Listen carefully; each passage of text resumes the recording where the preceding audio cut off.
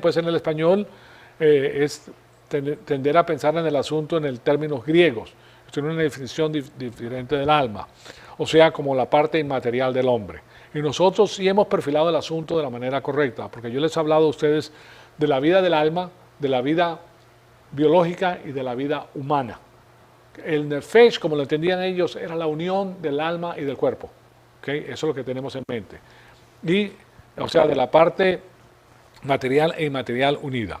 O sea que en el Antiguo Testamento, cuando ustedes ven la palabra alma, y les voy a enseñar un pasaje donde se encuentra esa palabra, no solo está hablando acerca de la parte inmaterial del hombre, sino que también está hablando acerca del hombre como la suma total del espíritu. Ahora nosotros sabemos en el griego que nuestro Señor Jesucristo murió por nuestra alma, y esa alma no incluye el cuerpo, porque la sangre y la carne no heredarán el reino de Dios.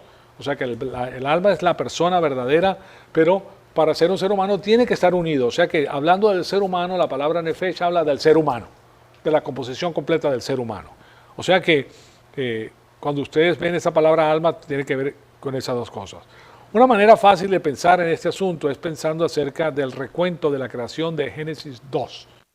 Tenemos Dios haciendo el cuerpo y después haciendo el alma. Después de hacerlo, Él respira dentro de ese cuerpo material un espíritu. Y Adán llega a ser, en el texto hebreo, una persona viviente, un alma viviente. Y esa palabra concuerda pues con el significado que nosotros tenemos. Un alma viviente que se puede ver y se puede experimentar y es material. Esa alma se materializa en el cuerpo humano. Tú puedes saber quién es esa alma porque está en un cuerpo humano que tiene ciertas características humanas, lógica. Entonces, ese es el nombre hebreo, un nefesh, un alma viviente. Pues bien, ahora en Deuteronomio, unidad teológica de las tribus de Israel. Tenía que haber una unidad teológica, una unidad del alma. Y toda esa unidad tiene una base. Y lo que quiero hacer es hablar de esas bases relacionado pues a esto. Tenemos dos palabras muy importantes que tienen que ver con los estatutos y decretos o juicios. Con los estatutos y decretos o juicios. Le puede decir decretos o juicios, porque los juicios son los que se han dictaminado por los casos que se han presentado previamente. O sea que es la jurisprudencia preliminar, ¿okay? O pasada. Entonces, quiero que recuerden el significado de la palabra estatutos primero. Esos son importantísimos. Con esto va a gobernar el Señor. Basado en este sistema se basa la ley norteamericana, de paso, porque se basa en casos de leyes, o sea, en la jurisprudencia. Y muchos de nuestros países utilizan este sistema de leyes también. O sea, la mejor manera de pensar acerca de esta palabra es que nos da los límites de lo que son las opciones o selecciones aceptables. Yo les he hablado anteriormente acerca de los límites. Lo que quiero hacer es, porque yo les he dicho a ustedes en previos estudios de que aquí voy a hacer dos líneas. Ahí las pueden ver, estas líneas que parecen un río, ¿verdad? Bueno, a Satanás, Dios en el conflicto angélico le ha dado límites en los cuales él no puede sobrepasar.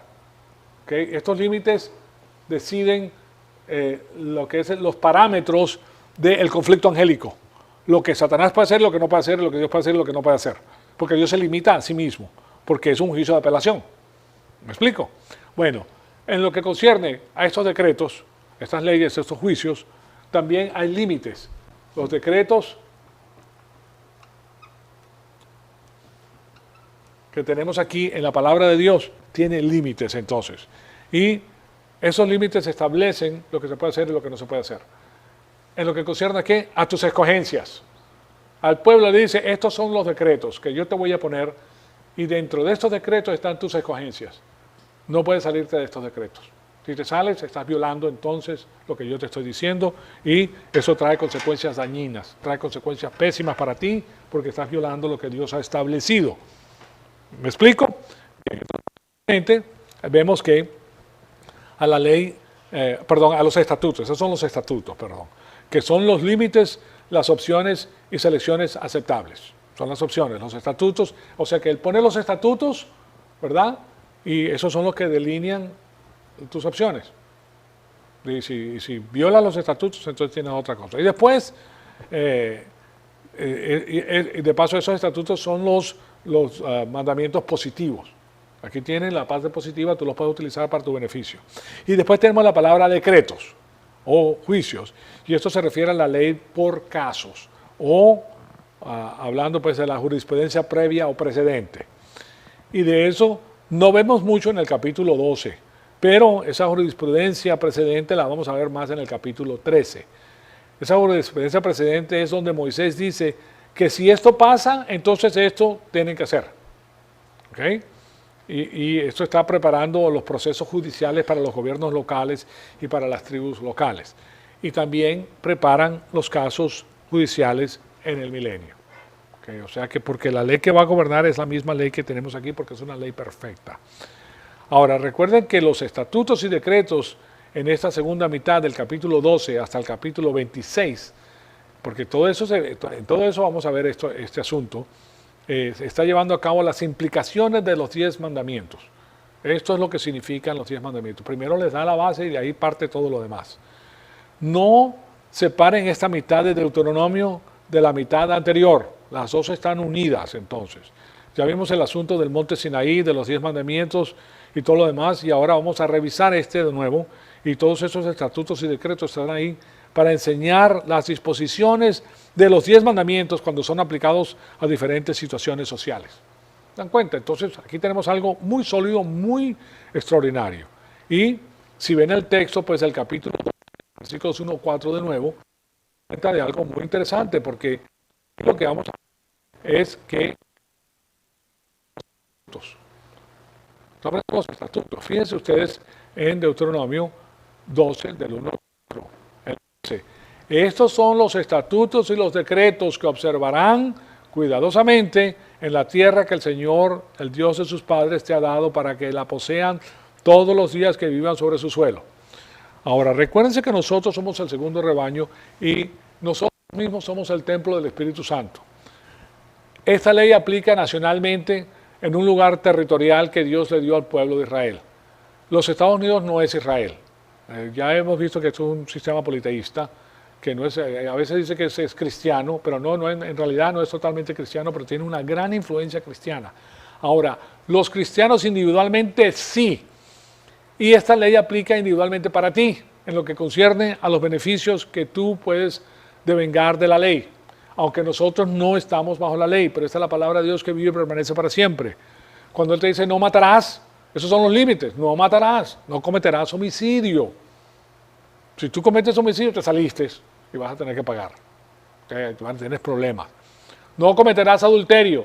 Si cometes adulterio, vas a estar, que de repente estás en la cocina y viene tu mujer y te dice algo y pegas el brinco porque no sé lo que te está pasando, pero tienes ese zozobra, o viceversa, ¿verdad? O sea que no tienes la paz que Dios te da, tienes zozobra. Tienes que estar cuidando todo lo que haces, dejando todo tipo de huellas. Menos mal que tu mujer no utiliza la técnica del DNS, del ADN, ¿verdad? Porque pues ahí estuviera pasando con el, ¿cómo se llama? DAM, lo que se utiliza para los oídos. Ahí poniendo a ver si tienes, ahí tienes, ¿de dónde es ese DNA, mi amor? Porque ahora lo puedes ver en partes diminutas, ¿me explico? Ustedes han visto cómo hacen las personas en los laboratorios de criminología, que con un pelito lo ponen bajo microscopio, le pasan eso y ellos saben cuál DNA tiene, de dónde procede ese DNA. Explícalo, mi amor, porque antes era solamente que tenías el lápiz del labio, o tenías un perfume diferente, o un olor diferente, entonces la mujer se lo olía y tú estabas un poquito nervioso y sonaba el teléfono, ¿y qué pasó? O sea, lo que pasa es que no te da la paz y destruyes algo maravilloso. ¿Okay? Recuérdense que dentro del matrimonio existe el amor agape y el amor fileo. El amor fileo no siempre va a funcionar, mis queridos amigos, no siempre. Hay veces que vas a tener una bronca que parece bronquitis con tu mujer o con tu marido, porque pasó algo y ahí se forma el zaperoco, como dicen en Venezuela, se forma el desastre y comienzan los gritos y las implicaciones, pero hay una manera de resolver eso, y es quitarse del amor fileo, que se basa en qué y quién es la recipiente de tu amor, y pasas al amor agape, que se basa en qué y quién soy yo basado en las normas. Si utilizas eso en ese tipo de problemas, te vas a olvidar del problema, te vas a separar del problema, no vas a estar picando para sacar más, o echándole leña al fuego, sino que vas a separar, dejar que las cosas pasen. Al día de mañana las cosas cambian, porque estás haciendo caso de Dios. Y vas a amar a esa persona con el amor agape, con el que nos amó Jesucristo a nosotros, cuando éramos enemigos de Él. ¿Okay? O sea que es muy importante. Hay soluciones divinas para estos asuntos. Si no lo tienes, vas a tener un gran problema, pero las soluciones divinas existen. Bueno, les digo esto como pasando pues por el camino. Estos son los estatutos y los decretos que observarán cuidadosamente en la tierra que el Señor Dios le da a sus padres y te ha dado para que la posean todos los días de su vida sobre su suelo. O sea, bendición, es lo que le está diciendo. Destruirás completamente todos los lugares de las naciones que desposeerán, sirven a sus dioses. Fíjense, le está diciendo al pueblo de Israel, estos son los estatutos, estas son los parámetros, van a destruir esto lo tienen que hacer ustedes. Si no lo hacen, la ley de Dios. Ahora, para nosotros internamente, yo les he dicho que la tierra prometida de nosotros está en nuestro corazón, ¿verdad? Y nosotros tenemos que quitar de nuestro corazón todas estas cosas, todos estos ídolos, todas las cosas que son primero que Dios. A veces el dinero puede ser un ídolo, porque tú estás persiguiendo el dinero, y entonces te olvidas de Dios, ese es tu ídolo. No, Dios te va a dar a ti todo lo que tú necesitas, todos los deseos de tu corazón te los va a dar Dios si tú lo buscas a Él primero. Y te lo va a dar con paz y con tranquilidad. No quiere decir que te vas a dar cruzada de brazos y que no vas a trabajar porque el pastor me dijo que Dios me iba a dar todo. No, Señor, tienes que trabajar, ¿okay? Pero Él te va a bendecir tu mano. Pero no, para ti el dinero no va a ser lo que te toca el corazón. Ni mucho menos, no te interesa, no te va a interesar el dinero, aunque vas a tener el juicio suficiente para gastarlo de la manera correcta, para guardar lo que necesitas y gastar lo que necesitas y no gastar en cosas que son frívolas, que no tienen que nada, que yo estoy trabajando, me gano $30,000 al año, tengo que tener un carro que vale $30,000 al año, válgame, ¿cómo es posible que te vas a meter en semejante droga de un carro del año porque yo tengo que presentar una imagen a las demás personas? No, hombre, no necesitas tener eso. Lo que necesitas es un carro que te funcione, que tenga aire acondicionado. Eso sí, si no tiene aire acondicionado, no lo compres. Tienes que tener aire acondicionado porque te mueres del calor de afuera, pero no tienes que pagar tanto dinero. Compra un carro usado, no importa. La gente que te va a amar te ama por lo que tú eres. ¿Okay? Así de simple. Y si eres una persona soltera, pues te vale más que compres un carro con aire acondicionado porque ella no se va a montar en el carro sin aire acondicionado, te va a mandar a rodar. Hay que tener cacumen para hacer las cosas de la manera correcta. Bueno, de todas maneras, dice, destruirás completamente todos los lugares donde las naciones sirvan a los dioses, sobre los montes altos, sobre las colinas y debajo de todo árbol frondoso. Y después dice, y demolerán sus altares y quebrarán sus pilares sagrados y quemarán a fuego sus imágenes de acera y derribarán las imágenes talladas de sus dioses y borrarán su nombre de aquel lugar. Lo mismo nos está pidiendo a nosotros internamente, personalmente. Nosotros no tenemos que tener ningún tipo de ídolos. Fuera idolatría. Nosotros servimos a nuestro Creador directamente. Y si tienes eso, entonces tienes la paz y la tranquilidad que solamente Dios puede dar. Entonces, esto representa la destrucción del arte del sistema pagano de adoración. Muy interesante.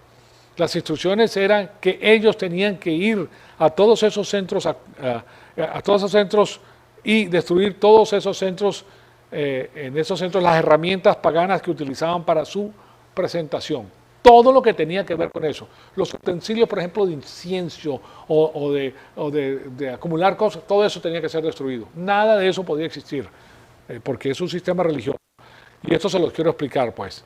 De vez en cuando tenemos a alguien que lee estas secciones de la Biblia y dice, qué horrible, caramba, qué libro tan atrasado, tiene todo ese genocidio, cómo manda a matar a la gente, a hombres, mujeres y niños, qué clase de Dios es ese, qué tipo de destrucción, ese es el Dios que tú sirves. Yo no sé si ustedes les han dicho eso, yo no sé si ustedes cuando leyeron la Biblia también les dijeron, wow, ¿qué pasa aquí? Esto está tremendo, especialmente si viene del sistema secular y lees el Antiguo Testamento y dices, wow, qué matanza. Especialmente hoy dice que no puedes matar ni una mosca, pues, o tienes que darle sus derechos civiles y darle una inyección para que no sienta nada antes de matarla. ¿Ah? Eso es lo que hacen el día de hoy. ¿Ah? Entonces tú ves esto de repente que va y que le quite la cabeza a hombres, mujeres y niños. Meterse con un niño en los Estados Unidos, eso es terrible, ¿verdad? Bueno, si alguien simplemente que los en la Biblia son muy importantes. Fueron a conquistar y a destruir a los pueblos, esos eran igual que los pueblos que lideraba el faraón. Eran pueblos que llegaron a tener culturas tan perversas en la historia humana que tuvieron que ser eliminados por la perversión que tenían. Que así de malos eran.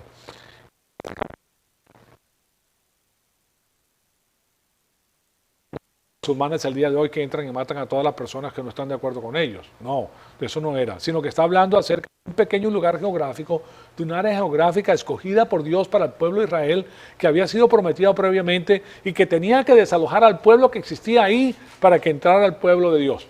Pero recuérdense que el pueblo, la generación previa, no pudo entrar por su propia degeneración. O sea que él no es respetador de personas, no es porque va a entrar el pueblo de Israel que le da preferencia. No, él no le da preferencia a nadie. ¿Okay? Él es un Dios justo con todas las personas. Y hace lo mismo con todas las personas que están en el paganismo. Básicamente de eso se trata. Fíjense hacia dónde lleva el creciendo cuando llegas a la tribulación. Todas las naciones paganas van a ser destruidas, muertas, billones de personas van a morir. Esa es la política divina. Dios es un Dios justo y perfecto. Él no pasa por alto la maldad. Entonces, era un área confinada para su herencia, la herencia de Israel. Y la justificación moral y ética para esas naciones es que ahí, revelado en la conquista, está la ética del juicio final de la historia. ¿Oyeron eso? Esta parte que les estoy diciendo es sumamente importante. Ahí se revela el juicio final de la historia. ¿Qué les quiero decir con esto? Bueno, que lo que Dios estaba enseñando a medida que históricamente establece el reino de Dios en un sentido teocrático, que era lo que estaba haciendo con el pueblo de Israel cuando lo saca de Egipto y les da esa tierra prometida, que es que comienza trayendo una ética del juicio final. La ética del juicio final. Cuando venga el juicio final, se acabó la gracia, señoras y señores. Nosotros estamos acostumbrados a la gracia. Dios nos da gracia a nosotros. Y nos da gracia, pero por granel. Gracia y más gracia y más gracia y más gracia y más gracia. Pero llega el punto que retira la gracia y la política es la política del juicio final. Y eso es lo que él está enseñando aquí. Él está enseñando la política del juicio final. Muy importante esto que les estoy diciendo, porque Israel comienza de esa manera para que ellos sepan de qué se trata. Y para nosotros es una bendición aprender esto porque nosotros hemos sido injertados, recuérdense. Y ahora nosotros tenemos privilegio a esta información. Entonces, hemos estado acostumbrados a la ética de la gracia, pero en ese periodo era la ética del juicio final. Fue suspendida y después de la conquista no es algo normativo de lo que se debe hacer. O sea, los genocidios de razas que existían en esos lugares. ¿Me explico?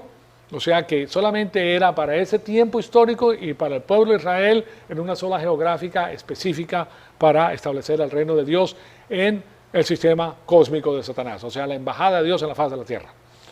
Bueno, ahora para revisar, entonces veamos la eliminación del pluralismo cultural. La teocracia del Antiguo Testamento es importante porque todo ese periodo que data desde 1400 años antes de Cristo hasta la caída del reino del año 600 antes de Cristo, aquí estamos hablando de casi 800 siglos de historia. Y durante esos 8 siglos existe este fenómeno del reino teocrático, porque se presenta de una manera o de otra, Y desafortunadamente pues se nos ha acabado el tiempo porque yo quiero enseñarles esto muy cuidadosamente porque esto es muy pero muy importante saber qué es lo que ocurre pues en ese periodo de tiempo para el establecimiento del reino, porque el reino pasa pues del punto de vista teocrático al punto de vista humano. Cuando ellos eliminan a los jueces y comienzan a elegir a los reyes, ahí viene la hecatombe. Y él hace una demostración de lo que ocurre y cómo el pueblo se pervierte de tal manera que llega a hacer cosas tan abominables a los ojos de Dios que los tiene que destruir.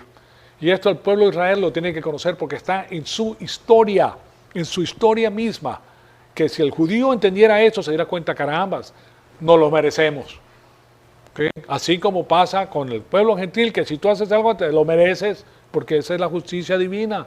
Estos son los secretos, las normas, la normativa divina, ¿sí se dan cuenta? Entonces vamos a ver eso con más lujo de detalle la semana que viene. Amado Padre, te damos las gracias por el privilegio que nos has dado de escuchar tu palabra. Te pedimos que el Espíritu Santo nos siga retando, Señor amado, para seguir creciendo y para conocer todas estas cosas que son tan interesantes para nuestra vida espiritual y también normativas en nuestra comisión como diplomáticos tuyos, Señor, como embajadores tuyos en la faz de la tierra.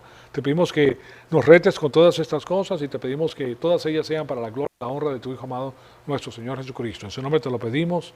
Amén.